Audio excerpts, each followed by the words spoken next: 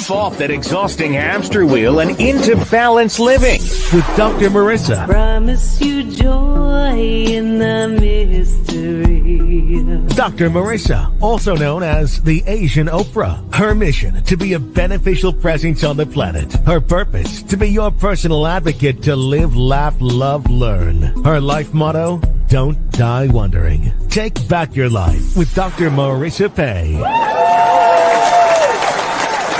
And welcome. You are tuned into Take My Advice. I'm not using it. Get balanced with Dr. Marissa, the morning show here on NBC News Radio, KCAA, AM 1050, FM 102.3, FM 106.5, and streaming everywhere. iHeartRadio, Spotify, Stitcher, Amazon Music, Audible, iTunes, and more. Yes, this is a show about hope and happiness, and I try to balance out all the bad news out there with good news. And starting with my on-location hashtag, Dr. Marissa reporting live, bringing you what's right with our community, what's right with politicians, and what's right with Los Angeles. I was on location with the Super Bowl Green Organization, along with several politicians and a conservation group. Listen in and learn. And it's really that honoring the land, the space that we stand on. And I must mention, for those that are sitting here, just 2 weeks ago during Christmas, 25 tons of snow were made possible. And we had over 800 toys distributed. So it's really repurposing land, but remembering the value of space that we sit on. Next, I'd like to introduce Bruce Saito. He's the director of the California Conservation Corps and also a good supporter of Cultiva LA. Thank you, Jose. And thank you for all the partners and collaborators here today. Thank you to Councilman Gil Cedillo's office, and thank you to Supervisor Solis. Just for those that don't know, the California Conservation Corps, the mission of the CCC, and I'm talking to you all, is to provide job training, work experience, and service opportunities, as Corps members like this in turn provide environmental and community enhancements. That is the mission of the CCC.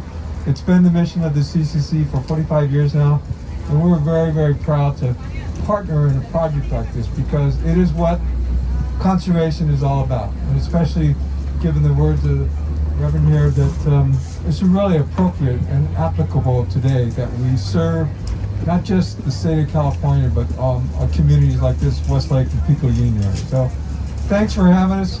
We're proud to be partners with you, Jose, and we look forward to building many more gardens like this and providing food for these very needy communities. Thank you. Thank you, Mr. Saito.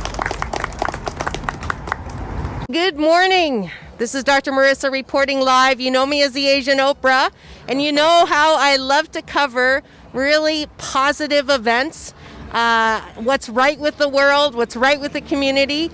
And I found someone this morning when I was covering On Location downtown, this event that celebrates not just community, but greenery, and I'm going to let him introduce himself and explain what's going on. My name is Bruce Saito. I am the director of the California Conservation Corps, and we're here today. We have Corps members. That I said in my opening comments, the mission of the CCC is to provide job training, work experience, and service opportunities for young adults, as they in turn provide these environmental and community services. And so we're here today to help out the construction and planting and greening of this Westlake Urban Garden site in partnership with Cultiva, whose mission is to not only create gardens all throughout Southern California, but really provide necessary and nutritious agriculture, food for communities just like this. And so it's a great project to really do something good for people, as well as providing the sustainable kind of agriculture. Beautiful. Thank you so much for the work you do. Thank you. And I do this at the end of every show. If you do this with me, peace out, peace in, Peace in. peace out, Peace out. world peace World peace. through inner peace. Through inner peace. All right. Thank you so much. Get our time here. Come on, Luis. Give me a hand. Uno, dos, tres. All right. Give it up. And again, thank you to all of our volunteers, all of our sponsors today. Again, we have the Los Angeles Host Committee, the National Football League, NFL Green, and all the media outlets that are here today highlighting this beautiful story, but also making sure that the work continues. COVID does not stop. We have the vaccine drive here today from 9 to 4, and this is going to happen every month, every first Saturday of the month from 9 to 4. For the foreseeable future, so until we get out of this pandemic. So again, thank you so much for joining us today. We're now going to get ready for the vaccine. I hope you enjoyed knowing that the world is not going to hell in a handbasket, but there are people that are doing things even in the pandemic to try to make our world a better place. And on that note, I'm continuing with my theme of self-care. How can we take care of ourselves right now, especially when things don't look like they're getting any better? So I'm bringing back my guest, Dr. Greg Hammer from Stanford. I know you're getting tired of me yelling at you to choose happiness, so I thought I would bring in some reinforcement. That's when we come back on Take My Advice. I'm Not Using It. Get Balanced with Dr. Marissa, the morning show here on KCAA, the station that leaves no listener behind.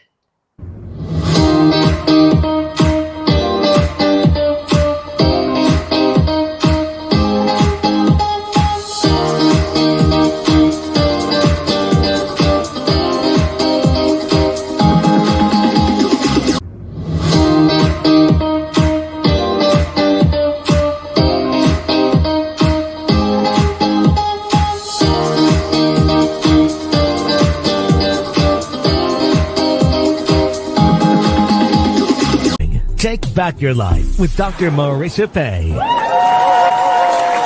And we're back. You're tuned into Take My Advice. I'm Not Using It. Get Balanced with Dr. Marissa, the morning show here on NBC News, CNBC News, and NBC Sports radio station KCAA, AM 1050, FM 102.3, FM 106.5, and streaming everywhere, including my YouTube channel, where you can get great red carpet interviews with people like billionaire John Paul DiGiorgio. And you can find out that he was actually a recipient of help from the Salvation Army before he became a billionaire.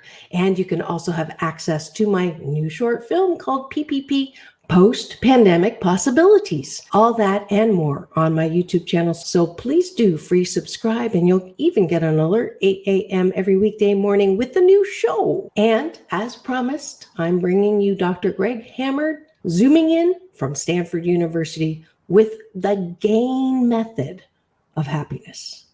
Enjoy. Dr. Hammer is a pediatric intensive care physician, pediatric anesthesiologist, a professor at Stanford University Medical Center, and the author of Gain Without Pain, the Happiness Handbook for healthcare professionals. And yes, that explains why I invited him on, because you know I'm all about happiness. He's a member of the Stanford Well MD Initiative and the Wellness Committee for the American Society of Anesthesiologists. He's currently the chair of the Physician Wellness Task Force for the California Society of Anesthesiologists. He's been a visiting professor and lecturer on wellness at institutions worldwide and teaches GAIN to medical students, residents, and fellows at Stanford. So without further ado, please welcome to my studio, Dr. Greg Hammer.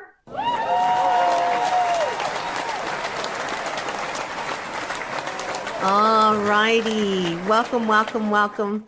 And thank you for being here and coming to my studio. I've just lost the picture, but there we are. Dr. Hammer. So I have a friend who doesn't have an answering machine. She has a questioning machine. And when you call her, she says, "Who are you? and what do you want? So that's how you're going to introduce yourself. Who are you and what do you want?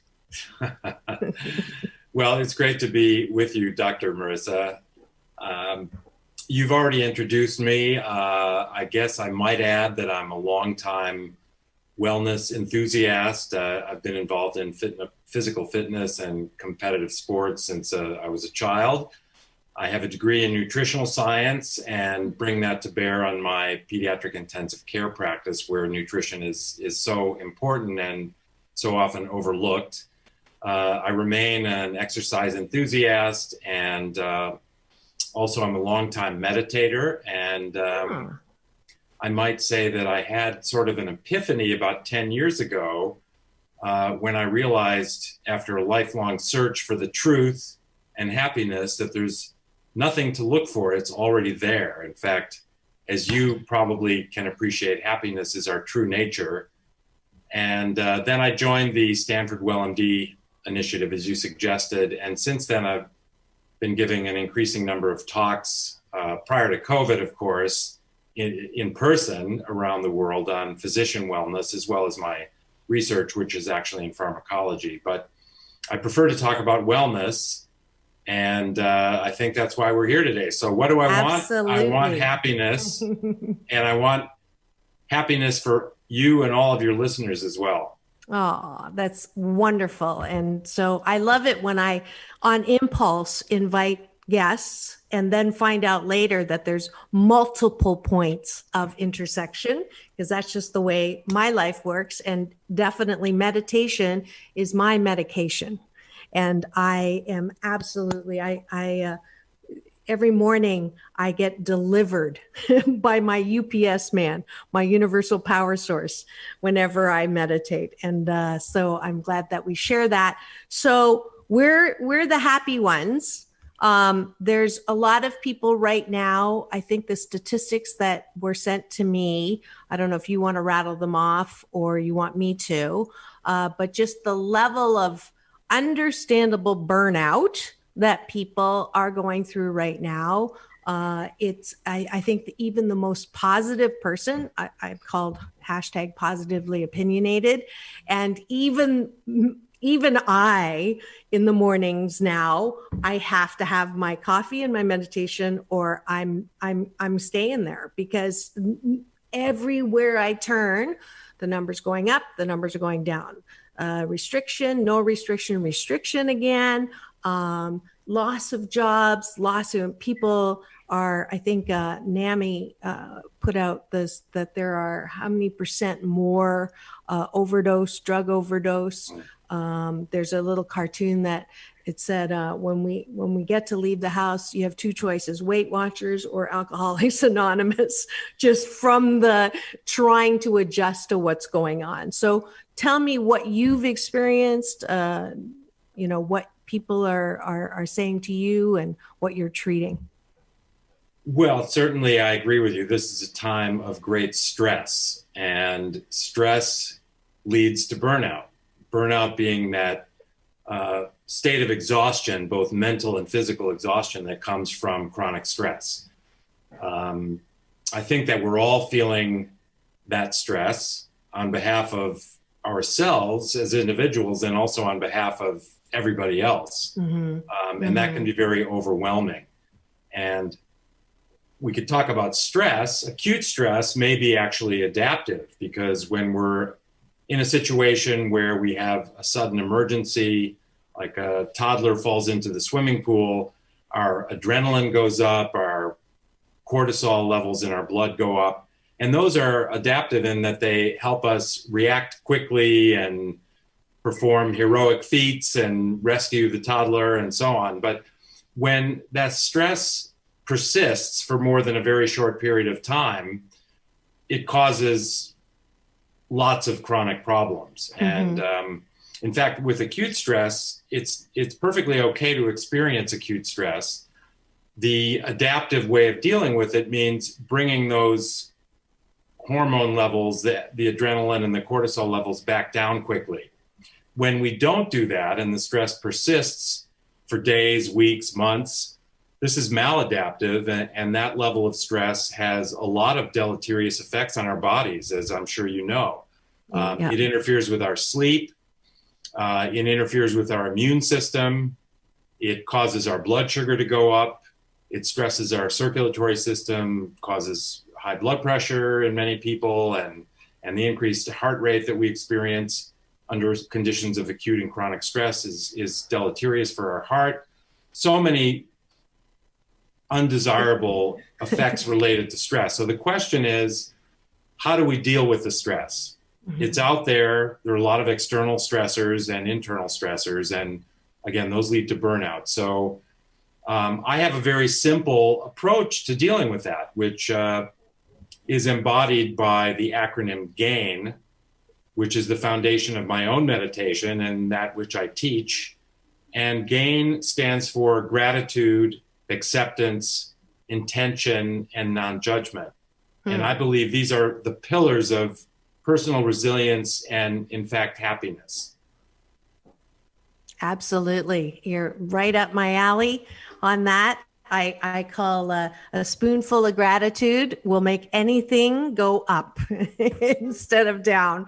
And absolutely. So I like the fact that, you know, you're still talking about the possibility of happiness at this time, because a lot of people are waiting for things to get back to normal before they can be happy again.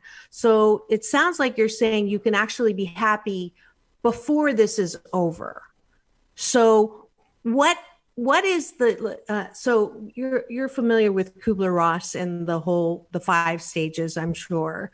For people who are really stuck in that 4th stage of grief and loss, how do they make that jump to 5 acceptance? Like what, you know, for me to be talking about choosing happiness is normal for me, but for someone who's, you know, lost their job, unemployment's gone, they are applying for jobs every day, nothing's happening.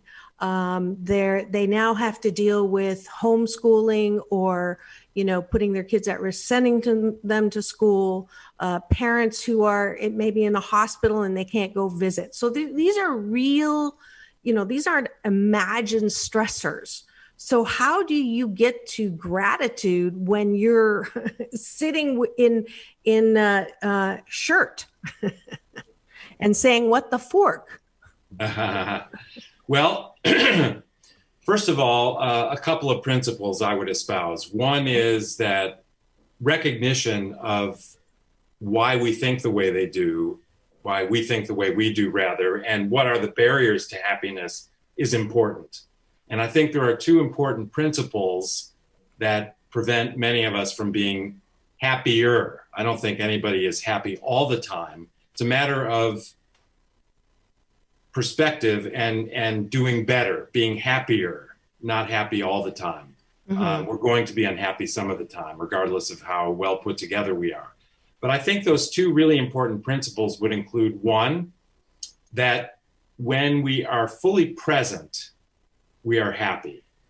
And according to Buddhist doctrine, that which keeps us from being happy is this sense of being a separate self, of being disconnected from our brothers and sisters in the world and disconnected from nature. And we're this thing that is born, that lives, that dies. So this concept of the ego or the separate self leads to our unhappiness. And how do we transcend that sense and become happier? And the way to do it is to recognize that when we're fully present, that sense of separation disintegrates. So think about the times when you are fully present and you can easily acknowledge and recall that you were happy during those moments. For example, we take a walk in the forest and we're just overwhelmed by the beauty of these ancient redwoods, etc. Our sense of separation disappears because we feel totally connected to nature that is all around us. Mm-hmm. Similarly, when we're intimate with a partner that we love, we lose a sense of separation. And that sensation of love is the dissolution of the separate self. Or when we're listening to a timeless piece of music that might be centuries old, but still envelops us in this rich sense of beauty, we forget about ourselves as being separate, and that brings us happiness. So we're happy when we're present, and when we are unhappy, it's generally because we're obsessed with and stuck in thoughts of the past and the future. Those thoughts can be adaptive or maladaptive. It's useful or adaptive to think of the past when it comes to learning from our mistakes and savoring wonderful memories. And it's useful to have thoughts of the future when it comes to planning for something wonderful or even planning to put bread on the table. But beyond that, we need to be more present in order to be happier.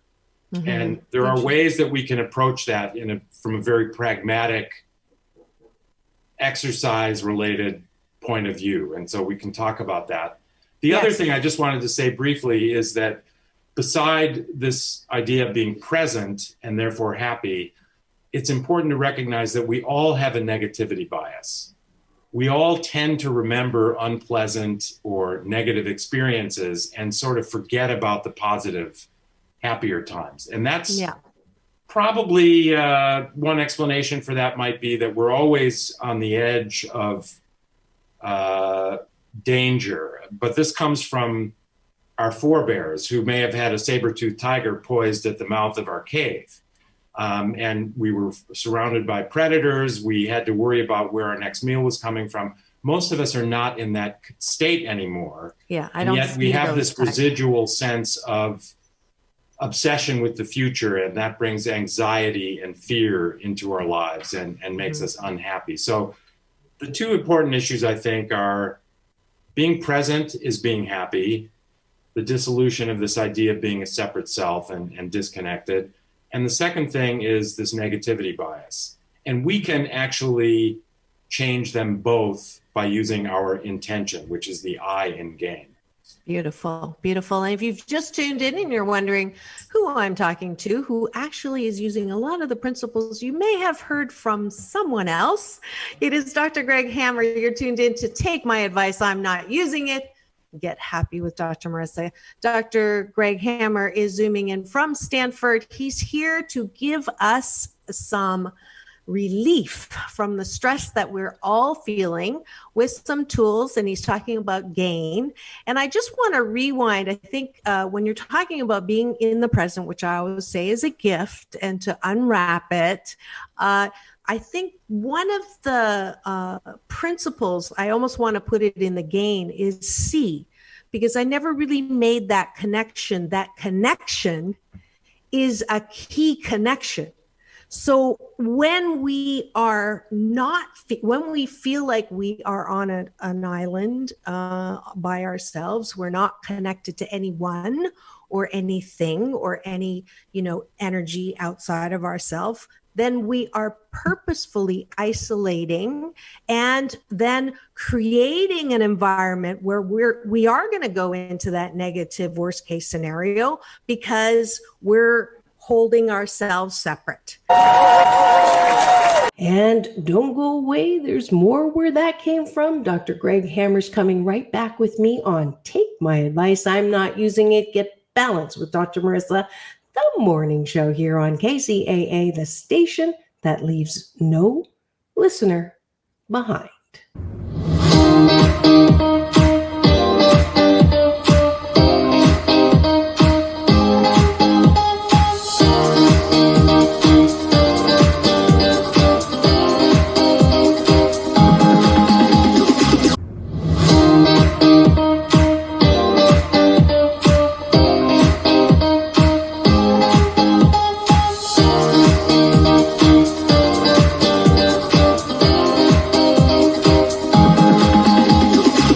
Take back your life with Dr. Marissa Pay. And we're back. You're tuned in to Take My Advice, I'm Not Using It. Get balanced with Dr. Marissa, the morning show here on NBC News Radio, KCAA, AM 1050, FM 102.3, FM 106.5, and streaming everywhere as it is the #1 station for news and talk in the Inland Empire. And thanks to you, I am the #1 8 a.m. talk news show here in the Inland Empire. And as promised, we're going right back to my interview with Dr. Greg Hammer from Stanford University, helping you with practical tools for self-care. Enjoy. How do we get from the freak out to that first, setting the intention? What if people are saying, I don't care anymore. I just don't care anymore. This is too much for me. I don't think I'm going to make it through. I can't handle this anymore. What is something that person can hang on to? I would go back to these very simple and universal principles of gain. And yes, we have, you and I, a lot in common with our philosophy and our outlook, because these are inevitably core principles of personal resilience and happiness. Excuse me. So let's start with gratitude.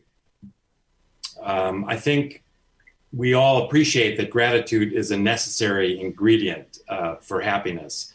We can be blind and happy, we can be deaf and happy, but you'll never see a person who's ungrateful and happy. And gratitude can start with a very simple idea. Let's take the pandemic. How awful it is that so many are out of work. People are feeling very isolated from their loved ones in their homes. They project into the future again because we tend to be obsessed with thoughts of the past that bring regret and shame, and thoughts of the future that are maladaptive, that bring fear and anxiety. And you put that together with our negativity bias, and it's easy to understand how we catastrophize. We think of the worst case scenario. Mm-hmm. And let's think about the worst case scenario. Let's actually consider being grateful for everything we have, focusing again on what we have rather than what we don't have, compared to our ancestors 100 years ago that lived through the great influenza pandemic of 1918. During that pandemic, 50 million people died worldwide. Hopefully that's a far, far larger number than will transpire. We'll ever get to. Mm-hmm. Yes. And conditions were much worse than they are now. There was very little healthcare available. There was very little communication. People were isolated physically and in every way from their loved ones with whom were not living in their homes.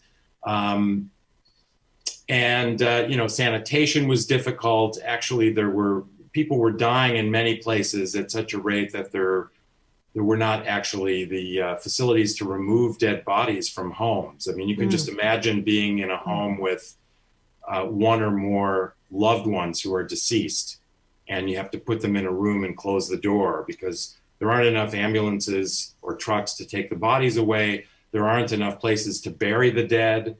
There aren't enough caskets. People were buried in mass graves in many instances. So that was only 100 years ago. Now, fast forward to the current pandemic, imagine how fortunate we are. We have the internet, and granted, that can be a sensory overload experience, right. But we can connect with loved ones virtually. So even if we're physically isolated, we don't have to be virtually isolated. Correct. We have much better access to medical care, to healthy food, information that's useful to let us know what practices we should be embracing as far as keeping ourselves and others safe. Mm-hmm. So again, we can be grateful that things are not much worse. And that's usually the case. If we use our intention to focus on what we have instead of what we don't have, we can be grateful. And these gain elements are all interrelated. But that's a start. I think we can start with the G in gain, and that is gratitude. So that's a point of departure. Great. Yeah, I call it ICBW. It could be worse.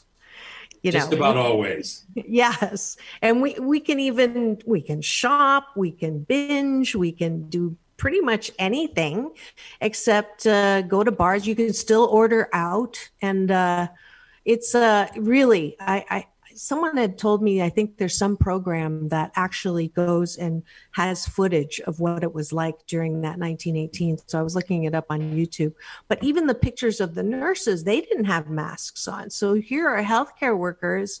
And it was so horrible that I understand the doctors did not even want to talk about it or write about it or anything. But just as an aside, I have to use you right now to ask you this question. I had another doctor on last month who was a medical doctor and a environmental toxicologist.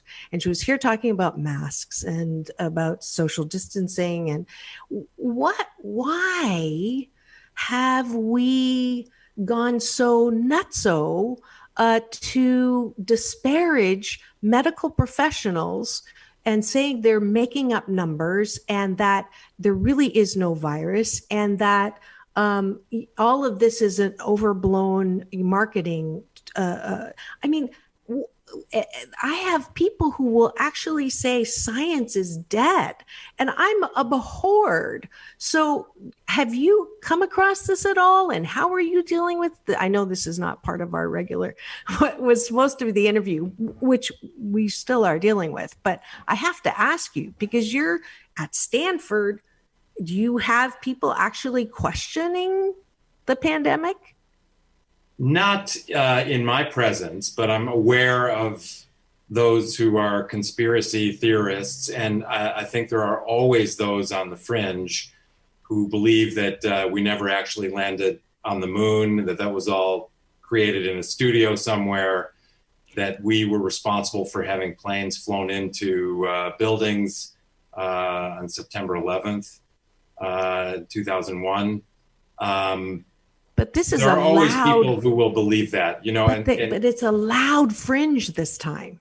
Like usually the fringe, the UFO or the didn't really land on the moon. It's like, okay, you're like over there and have fun with that.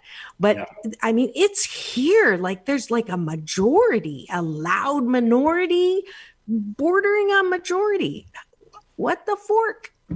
Well, I don't know. I don't know what the data are. I'm not sure that it would be. It is on Facebook. A substantial minority even who believe that this whole thing is drummed up. But there are certainly those that don't want to wear face masks, and that has become politicized. I mean, I think we can thank our fearless leader in part for that phenomenon. But there are always people who will rebel. There are those that. I consider them fringe elements who are so focused on personal freedoms that they're willing to infringe on other people's personal freedoms, let's say. Mm-hmm. So I think that's always out there. And I don't know what the numbers are, but, I think that there's always people who have what I would consider crazy ideas. Yeah, I just saw a poll saying that the majority of Republicans believe that this is overblown or, the numbers are not accurate and that it's really not, as serious. So that I saw. So I'll just leave it at that. But anyways, I'm going to adopt your BS, your belief system that this is just a fringe element out there. So let's go back. Gratitude. I'm listening. Acceptance. So I don't know if we've talked about that one quite as much as the gratitude. So tell me about acceptance. How can we accept all of this stuff that's going on? Sure. Acceptance, first of all, let's define what it is and what it isn't. Mm-hmm. Acceptance doesn't mean that we should be laissez-faire and just kind of ignore elements that we actually need to be focused on. It means discerning, first of all, between what we can change and what we cannot change. That's the first element in acceptance. So things that that bother us, that we can change, we should direct our attention to those elements and see if we can affect positive change. But there is a lot around us that's not subject to our ability to change. Most of what's happening with regard to the pandemic, not how we conceive of it, that we can change, but we can't change the spread of the virus and so on other than by making sure we're not a guilty Passing participant. it, right. Mm-hmm. So first of all, then discerning between what we can change and what we cannot change, as the serenity prayer would have us do.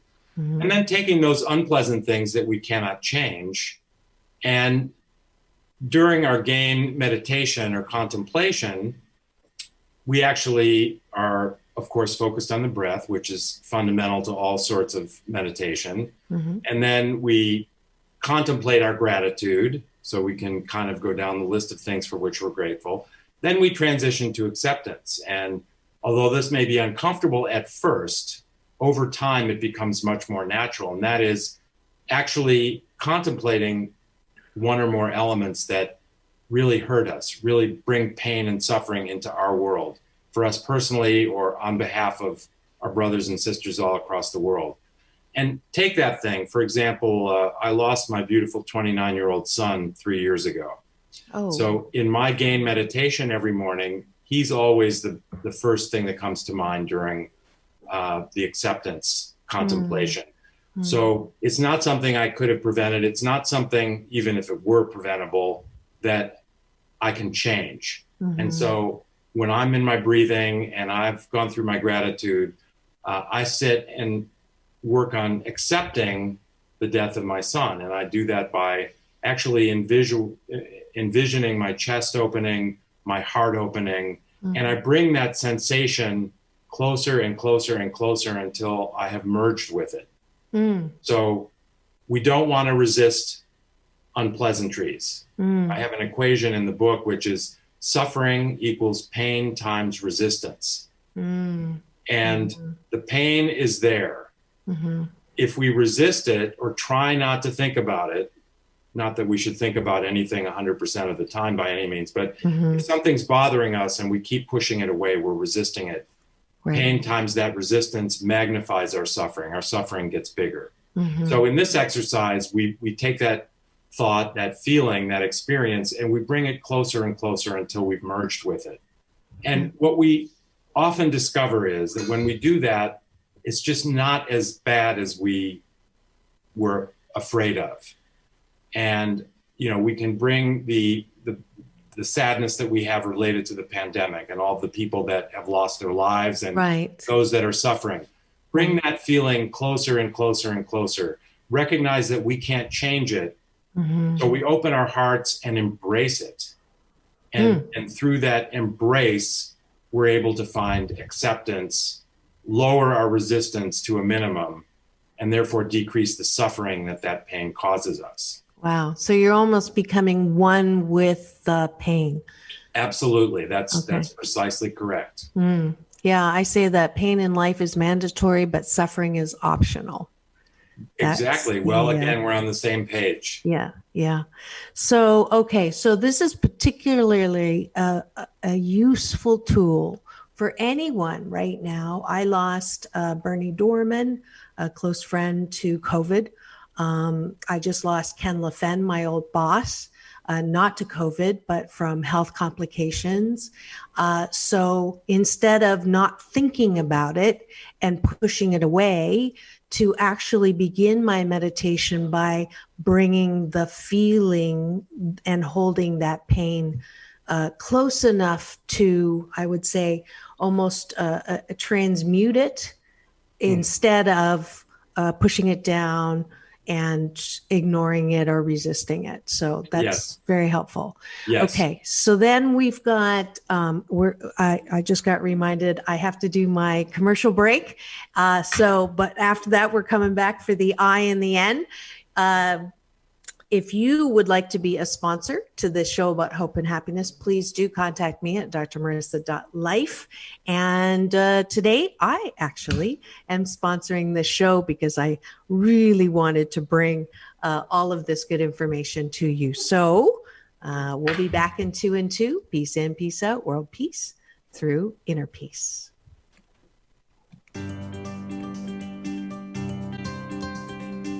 Are you having a tough time feeling happy about what's going on around you? Do you want to work with someone who knows how to choose happiness no matter how fluxed up things are? Then contact Dr. Marissa, best-selling author of 8 Ways to Happiness from wherever you are. And that wherever includes the middle of a pandemic, because pain in life is mandatory, but suffering is optional. There is hope and happiness for you right now, especially now. Schedule your Zoom Get Happy session at www.drmarissa.life today. And today we have in studio a new, very, very aligned, people are going to think you really planted him here, didn't you? I swear to God, I've never met him before, but he is absolutely talking my language. And I'm so glad that it sort of validates me. It's Dr. Greg Hammer. He's an anesthesiologist, a pediatric anesthesiologist, and most importantly, he is a wellness expert who is in Stanford zooming in today. He has a best-selling book out right now called Gain Without Pain, the Happiness Handbook for Healthcare Professionals. Dr. Greg Hammer, welcome back. Thank you. Nice to be here. So we went through gratitude and acceptance. We've got intention and something, I don't know what N stands for yet. I wanted to be fresh, so I didn't read the book. So we have like literally 6 minutes to get through those Sure. two. So The N stands for non-judgment. Oh, yes, that's right. So we talked about being present and how being present means being happy. So how can we be more present? So we're doing our as little as 3-minute gain meditation every morning. I think that we learn by taking small bites, small steps, but doing it repeatedly. So I want to make this really easy for people. I describe it as little as a 3-minute meditation, but you have to do it every day if you want to get the full benefit. So intention. John Kabat-Zinn, who's the founder of the mindfulness-based stress reduction course and sort of mindfulness in general, starting back in the 1970s, he defined mindfulness as being present on purpose without judgment or non-judgmentally. So the on purpose is the intention. So we can change our negativity bias little by little if we apply intention to our thought process. And I'll give you a quick example, which is really a superb example. There's a program at Duke University called 3 Good Things. And cutting to the chase, you can sign up for the study, you can be in the program. All you have to do is think of 3 good things that happen to you during the day as you're getting ready to go to sleep at night. Doesn't take any time. You can do it while you're turning back the bed linens. And thinking of 3 good things actually makes you sleep better and it makes you happier if you practice it every night. And they've shown that through the application of survey science in tens of thousands of individuals. So if you want to know more about it, you can search Duke University, 3 Good Things. Dr. Brian Sexton is probably the central character there. He's a PhD psychologist and just a wonderful guy and a great speaker. So doing these 3 good things exercise every evening can actually start to bend the curve from a negativity bias to more of a positivity bias. It helps us focus on the good things we had in the day rather than the bad things or what we didn't experience during the day that we would have liked to have done. That's an excellent example of using our intention in this very small way, baby step way, to apply that to our thought processes, and we can actually sleep better and become happier. So in the I portion of the gain, contemplation and the meditation, you can actually review those 3 good things. So I can tell you that tonight, Dr. Marissa, I will think of this experience with you as a good thing that happened to me today. Aww. I'm about to get on my exercise bike. I'll get a good workout. That'll be another thing. I'm getting together with my daughter for dinner. So I've got 3 wonderful things that will have happened to me by bedtime tonight. And so I will embrace those and then embrace those and other good things in the intention portion of my meditation and cause myself to purposefully consider the things that I have and not the things I don't have. And we can bend our mind's thought processes toward the more positive by doing that simple thing. Fabulous. Fabulous. And the N is non-judgment. And this is also part of John Kabat-Zinn's definition of mindfulness, as being non-judgmental. That simply means look at the world exactly as it is. We didn't make it that way. We don't have to assign good or bad to the world and all of the elements in the world. And that applies to other people and, most importantly, to ourselves, because we judge ourselves most harshly in many cases. If Own worst cases. enemy.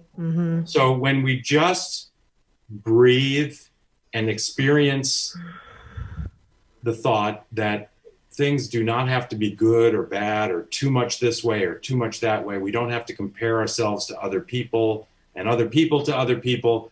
We just accept things exactly as they are without judgment. And it's not that difficult once you start to practice this, baby steps, but you do this contemplation every day.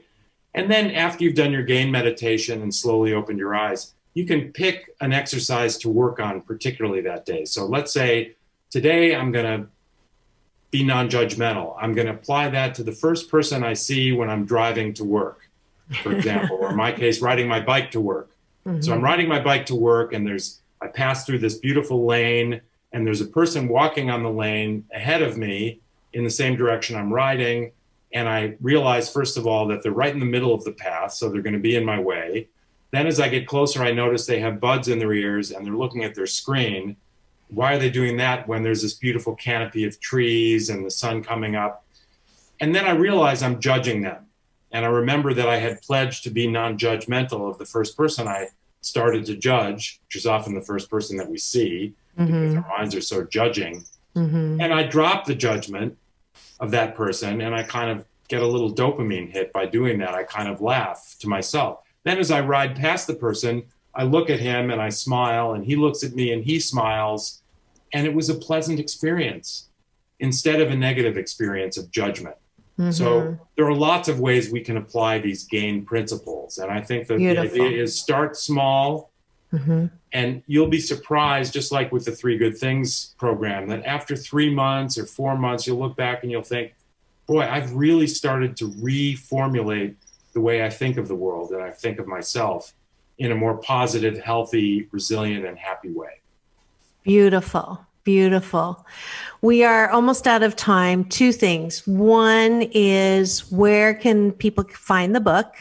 And I'm actually going to do an Asian Oprah giveaway too at the end of the show. So stay tuned for a copy of his book. But where can people get the book if they want it now? And 2, I always ask my guests at the very end of the show, what or who are you most grateful to or for? So that's my closing question. So 2. Okay. GregHammerMD.com is my website. GregHammerMD.com. No punctuation, not case sensitive as far as I know, lowercase. And there's a link to the book there, which is on Amazon, where it's been a bestseller. Congratulations. And my next book, which is a pocketbook version, which is for everybody. It doesn't have all the references to working in a hospital and with sick patients and so on. That'll be out soon. As far as for what I'm most grateful or to whom I'm most grateful, I'm most grateful to consciousness for having morphed itself into this shape temporarily and allowed us to experience love together. If I have to apply that to a person, I'm going to say my daughter, who has endured the death of her brother and a lot of hardship, a divorce between her mother and myself, unfortunately, and who has just come through as a bright, shining star. And I'm having dinner with her tonight and I can't wait. Beautiful. She's just a lovely being. Well, tell her that she has a great dad and that he did a great job and he's being a beneficial presence on the planet. I'm going to actually give you that award. I don't give it to all my guests, but it's Dr. Marissa's Beneficial Presence on the Planet Award, and you get some more applause. Thank you so much. Absolutely. Thank you so much for joining. Please do go and get his book, Gain, the Handbook for Happiness and practice. I think it's easy enough.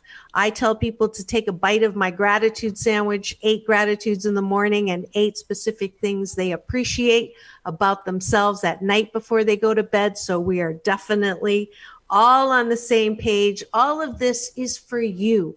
All of this is because we all want to be 88% happy because it just feels better. And we want everyone to feel better. So thank you so much, Dr. Greg Hammer, for coming on into my studio. Peace and blessings to you. Thank you, Dr. Marissa. I'm at your service anytime. Aww, I appreciate being invited. Thank you. Thank you so much. And I hope you enjoyed that interview and all of the practical tools that Dr. Greg Hammer offered us. I know some may sound a little familiar, but it's always nice to have backup from someone from Stanford. All right. And this is the end of the show. Show number 614. This is Dr. Marissa reporting live from her loving room during the pandemic, reminding you that it's all about balance, peace in, peace out, world peace through inner peace. Now go forth and multiply the goodness that you are and have the best day ever. See you tomorrow.